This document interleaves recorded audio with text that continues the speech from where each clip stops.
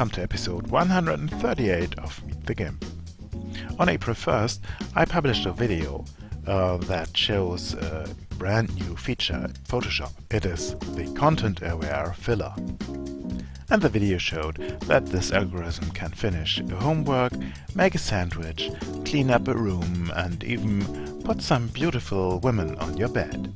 Some of the comments complained that Gimp already has this algorithm in the resynthesis plugin.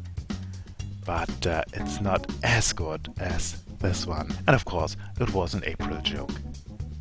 But something is true.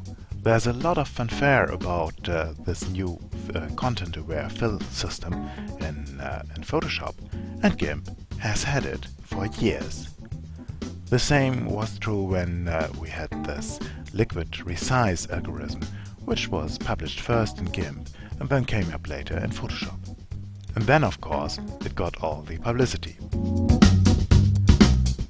A lot of you liked the last video. I wasn't really sure about that, and I will clean up some loose ends in this episode. My internet connection is still not working really reliable. My DSL line breaks down several hundred times a day, and so I have really no chance to do something on the server, and so the torrent system isn't working at all at the moment. I hope I will be able to upload this episode. My ISP has sent a technician from another firm, and he had said that they need a technician from the Deutsche Telekom because the ISP has rented the line from the Telekom, and well, 2 times the technicians didn't show up, and I have no contact with them directly. I have to call the hotline of my ISP and so on. You can imagine this. It's the 3rd week now. No, it's today.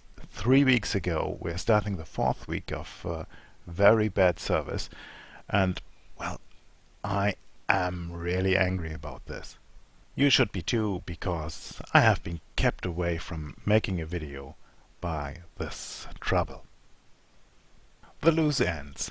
In the last episode, I went through these images here from Hamburg and didn't say why I kept them and why I discarded them. And I want to just to say a little bit about this. One thing I was looking for was patterns. As here in these images, in these 4 images, structures of materials and lines which give nice patterns. Here the concrete, the iron, and the lines here and the round forms. And I try to find there a pleasing image, a pleasing graphical image. And I like them best when they are so abstract that you really have no chance to recognize what it is. This one, for example, I don't think that that it has enough context to be recognizable. On the other hand, it's a nice structure. So I was looking for that. Then there are just some shots to remember, just mental notes. This one here, this one. I tried here a lot to get this stair here right into the image, but it didn't work out. Another thing I was looking for was this view that I saw from the train. And there I was interested in this building site here with the water around it, and in the contrast between the new building and this old one here. And I kept some of these images which go into the direction that I wanted to have, and discarded the ones that had it also, but were not as good as these. Here, of course, the reflection in the water. Here the pattern, or better here, the pattern of the cranes and the sky and the water below, and so this is just interesting. Let's see what's more there. Of course, again, patterns. I don't want to go through all these images here now. This is my series about the locks access control. Of course, I have some touristy shots here, like this one here from the museum, and then here again, patterns. Then there are some shots where I try to capture a feeling, and I think I have failed there. For example, this image here, it's a playground in a really empty, desolate, brand new, super clean courtyard. And then here, this playground, which is the only thing organic if you don't count these bushes here. And I think it's well, it was really creepy, but I haven't got that in the image, and so this is just a thing to remember for me. Of course, you see here again patterns. Here again, a little bit touristy shots. This is more or less tourist shots here, but here this is about patterns. These bricks and these round bells here, or here the building, the Spiegel building, and the shadow on the facade. And then it gets a little bit more touristy here at the Alster, with these birds chasing each other. Some of these shots, like this one here, are only understandable if you have experienced the surroundings here. I just passed a guy who was well dressed, but looking through the trash cans for recyclable bottles. And then I saw this fine shops here and a nice car in front, and so it's a little bit of contrast, but a contrast that is not visible in the image. And so I think this is basically a failed shot, but I keep it in because, well, it's just a little bit to remember. Then of course here again tourist shots and a bit of atmosphere. The same is true for the train station. The atmosphere, catching the atmosphere, and then of course again patterns.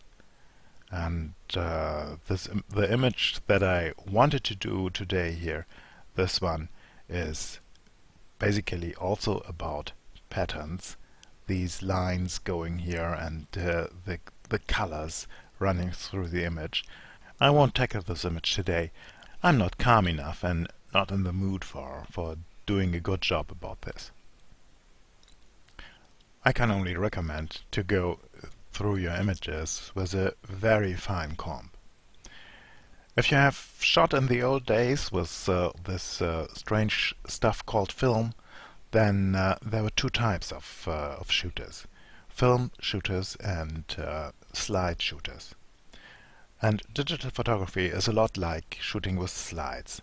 You get a lot of images afterwards, and you discard the ones that you don't like and have the ones that you like in a presentable form.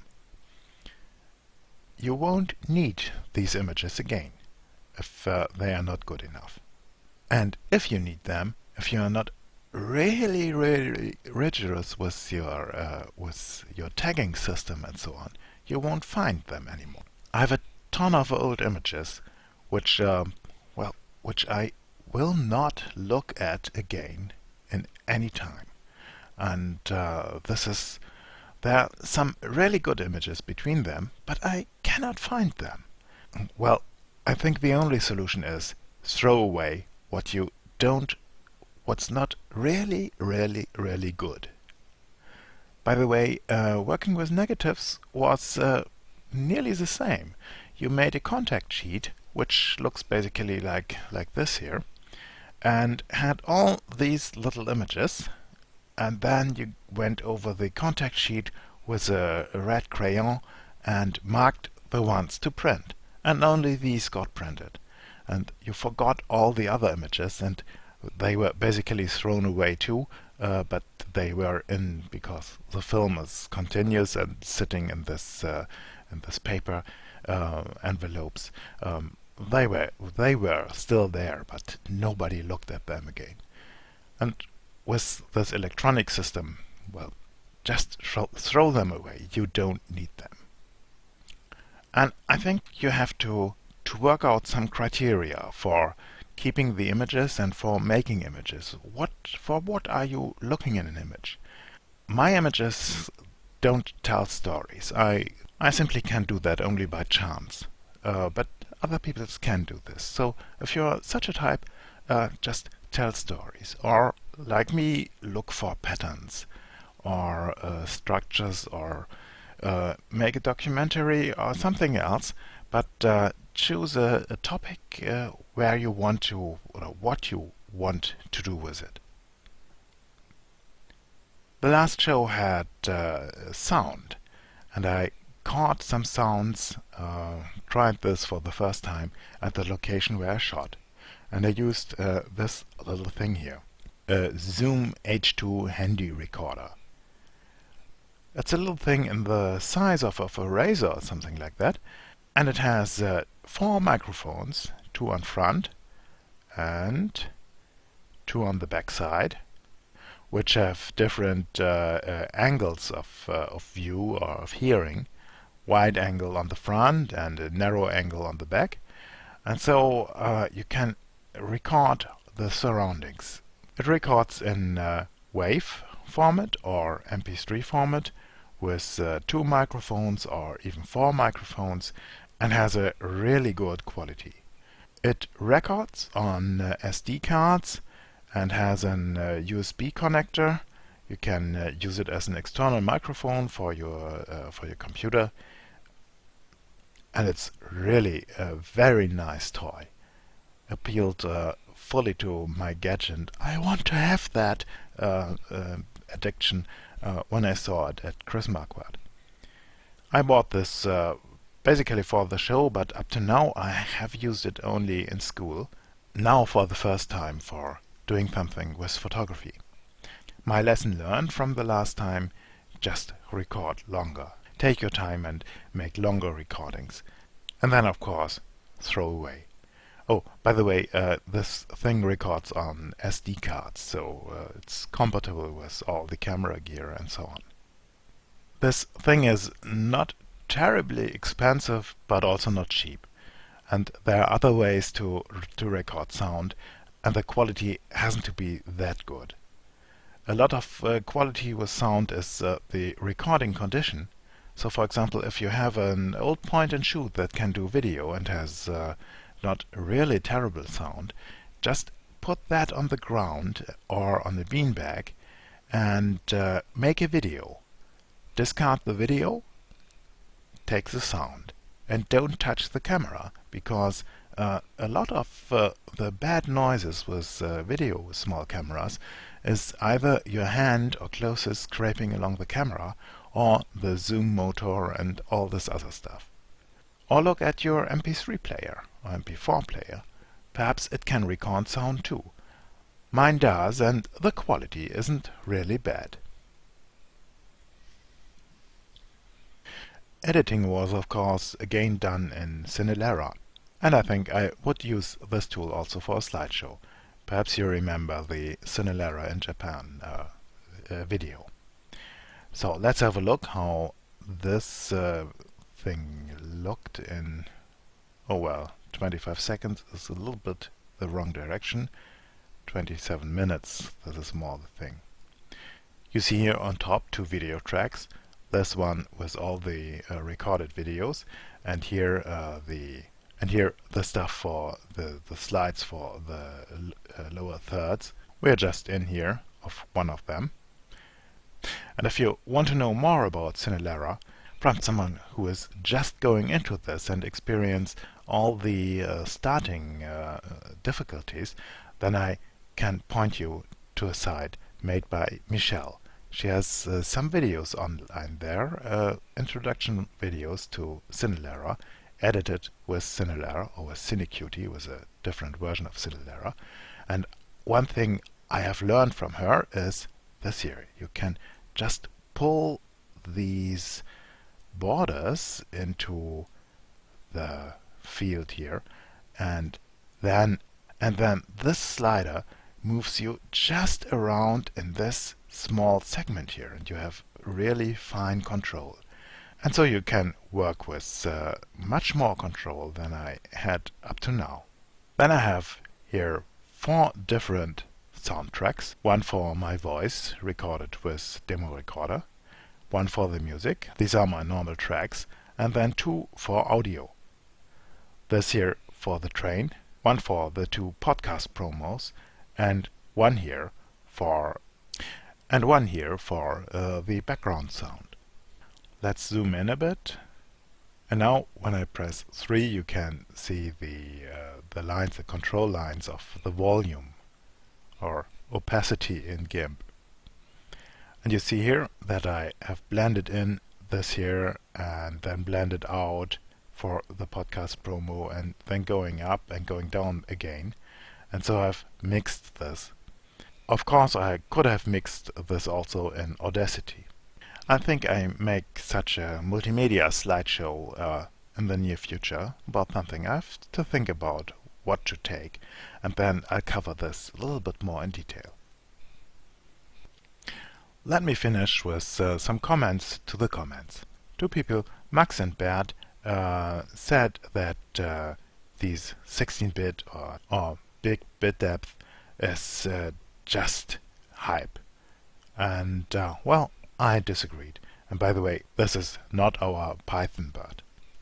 And I want to take the last minutes here to show you why 16-bit is, well, not necessary, because we have been working with 8-bit in Gimp for a lot of time. But it will be really nice. This is the image I made for my job application in Berlin. By the way, I haven't had anything up to now. And now let's apply a curve to that. Let's have a look at the histogram. Here you see that I have a broad histogram. All the colors, all the shades here are in the image. And now I want to apply a curve. And I want to have this S-curve really hard. So I go up to here and up to here with my values. And now I click OK. You see here we are starting to get here some broken lines because some of the colors are missing. I don't like this. So I apply the opposite curve.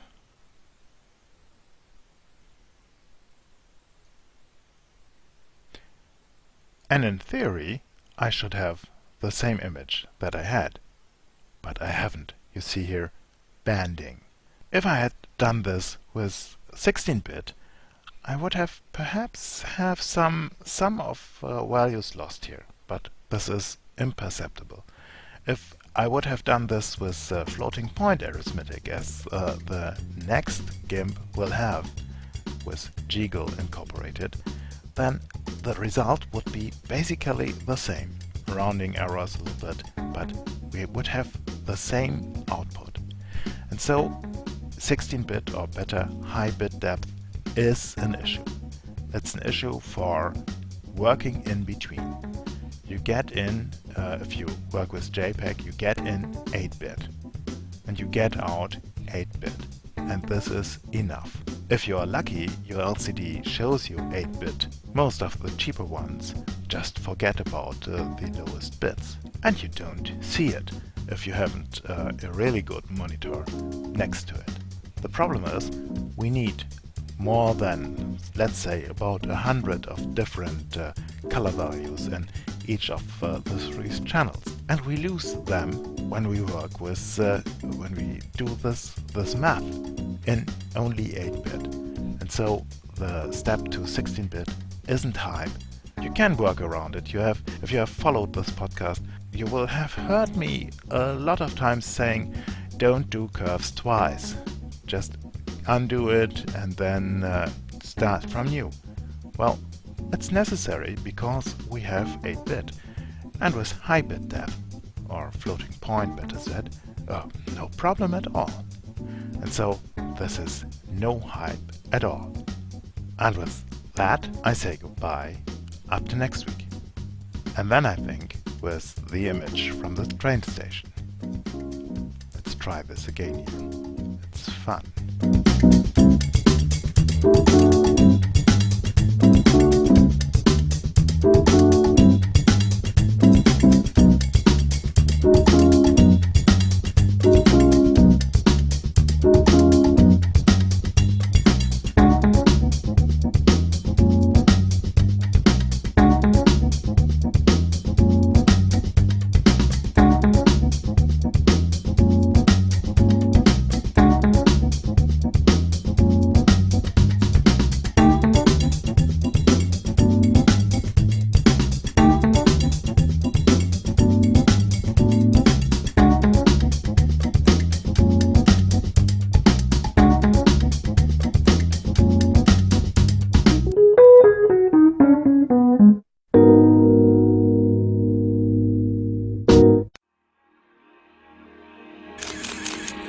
Photocastnetwork.com, your photography resource in the podosphere.